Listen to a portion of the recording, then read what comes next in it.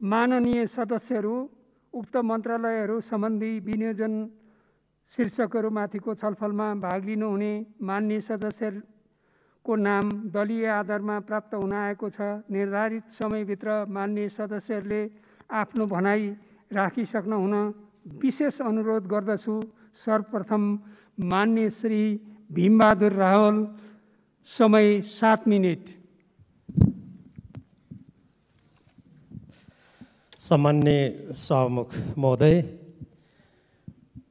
कामहरू सेतो सफा कागजमा कतै कालो दाग देखियो भने त्यो सानै भए पनि टाढैबाट देखिन्छ र त्यसले कहिलेकाहीँ कागजको उपयोगितालाई पनि समाप्त गरिदिन्छ। आर्थिक वर्ष 2077-78 को बजेट वक्तव्य तथा मन्त्रालय अन्तर्गतका कार्यक्रमको अध्ययन गर्दा नेपाल सरकारको तर्फबाट कतिपय राम्रा कार्यक्रमहरू ल्याइएका छन्। ती कार्यक्रमहरूको प्रभावकारी कार्यान्वयन हुनुपर्छ। कार्यान्वयनका अगाडि निश्चय पनि चुनौतीहरू छन्। अहिले मलाई उपलब्ध अत्यन्त कम समयमा ती सबै कुराको चर्चा गर्नु सम्भव छैन। देश र जनताको हितमा ध्यान दिनै पर्ने केही महत्त्वपूर्ण कुराहरूतर्फ सभामुख महोदय मार्फत नेपाल सरकारको ध्यान आकर्षित गराउन चाहन्छु।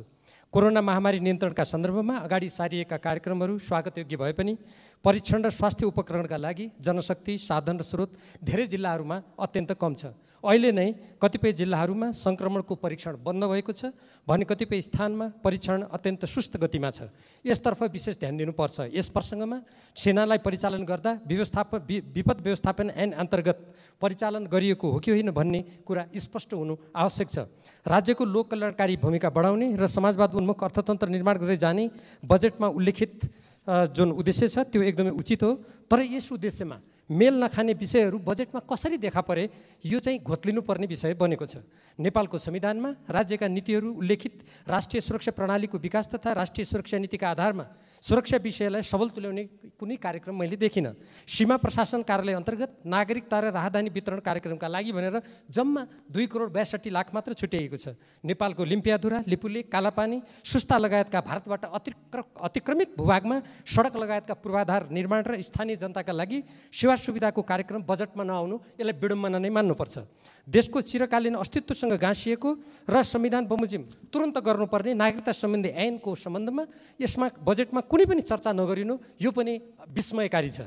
सरकारको नेतृत्व गरिरहेको नेपाल कम्युनिस्ट पार्टी नेकपाको सामाजिक आर्थिक रूपान्तरणको आत्मनिर्भर अर्थतन्त्रको विकास र समग्रमा समाजवाद उन्मुख राष्ट्रिय औद्योगिक क्रान्तिको नीति अवलम्बन गरिएको पाइएन।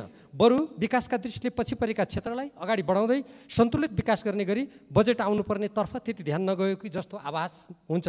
नेपालको कुनै कानुन र सम्झौताबाट निर्धारण नभएको उत्तरी सीमा र दक्षिणी सीमामा अन्तर्देशीय भनेको दुई देशको बीचको सहभागितामा आर्थिक क्षेत्रको कुरा गरिएको छ। पेट्रोल अन्वेषण जसको लागि हामीले आत्मनिर्भरताको कुरा गर्छौँ जम्मा 15 लाख बजेट छुट्याइएको छ। कोरोना महामारीका कारण देशभित्र र बाहिर बेरोजगार बन्न बाध्य जनशक्तिलाई रोजगारी प्रदान गर्ने तथा जनताको भरण पोषणका लागि आवश्यक कृषि क्षेत्रलाई प्राथमिकतामा राख्दै सोही अनुसार बजेट विनियोजन गरिनुपर्छ भन्ने सुझाव सर्वत्र सुनिएको हो। तर बजेटमा त्यसो नभएको भन्दै स्वयं कृषि मन्त्रालयले गुनासो गरेको हामीले सुन्नु पर्ने यो पनि विडम्बना नै मान्नुपर्छ। यसो गर्नु उचित भएन। अर्कोतर्फ मैले यसो हेर्दा चक्लेटको भन्सार घटाउने, मलको भन्सार बढाउने यो पनि समाजवाद उन्मुख नीतिको विरुद्धमा छ। शिक्षा क्षेत्रमा राज्यको लगानी वृद्धि गरी निजी क्षेत्रको लगानीका नियमन र व्यवस्थापन गरी सेवामूलक बनाउने राज्यको नीति विपरीत निजी विद्यालयले सामुदायिक विद्यालयको शैक्षिक गुणस्तर सुधारको जिम्मेवारी लिनुपर्ने कुरा यो बजेटमा कसरी पर्यो र स्वयं शिक्षा मन्त्रालयले यसप्रति आपत्ति जनाउनु पर्ने विडम्बनापूर्ण स्थिति कसरी उत्पन्न भयो यसलाई स्पष्ट पार्नु आवश्यक छ। संविधानको भावना तथा सरकारको नेतृत्व गरिरहेको दल नेपाल कम्युनिस्ट पार्टीको नीतिसँग पनि यो कुरा मेल खाँदैन। आगामी 3 वर्षमा काठमाडौँ उपत्यकाभित्र विद्युतीय सवारी साधन मात्र उपयोग गर्ने कार्ययोजना बनाई लागू गरिनेछ भन्ने सत्ताधारी दल नेपाल कम्युनिस्ट पार्टीको निर्वाचनको घोषणापत्रमा स्पष्ट रूपमा उल्लेख छ। तर त्यसको विरुद्ध विद्युतीय गाडी आयात गर्ने कुरालाई निरुत्साहित किन गरियो यसलाई पनि नेपाली जनताले बुझ्न चाहेका छन्।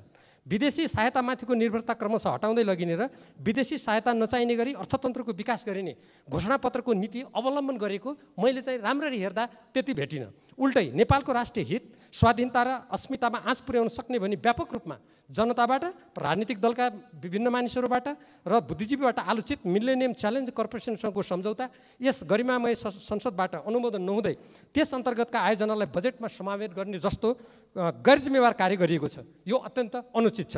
समाजवादप्रति प्रतिबद्ध रहने नेपालको संविधानको मार्गनिर्देशन अनुरूप हुनुपर्नेमा नव उदारवादी बाटो समात्न खोजेको हो कि भन्ने यसबाट आभास हुन्छ। नेपालको संविधानको धारा 279 अनुसार सुरक्षा एवं सामरिक सम्बन्ध, नेपाल राज्यको सिमाना र प्राकृतिक स्रोत तथा त्यसको उपयोगको बाँडफाँड सम्बन्धी सन्धि सम्झौताको अनुमोदन, सम्मिलन, स्वीकृति वा समर्थन सङ्घीय संसदका दुवै सदनको 2/3 बहुमतले हुनुपर्ने व्यवस्था छ।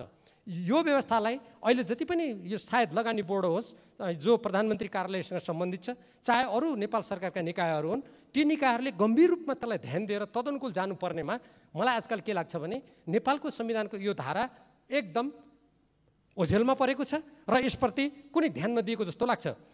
अब यसै प्रसङ्गमा मैले यो लगानी बोर्डकै प्रसङ्गमा एउटा कुरा राख्न चाहन्छु सभामुख महोदय। माथिल्लो कर्णाली आयोजना सम्बन्धी सम्झौता अनुरूप जिएमआर कम्पनीले 2 पटक म्याद थप्दा पनि वित्तीय व्यवस्थापन गर्न सकेको छैन।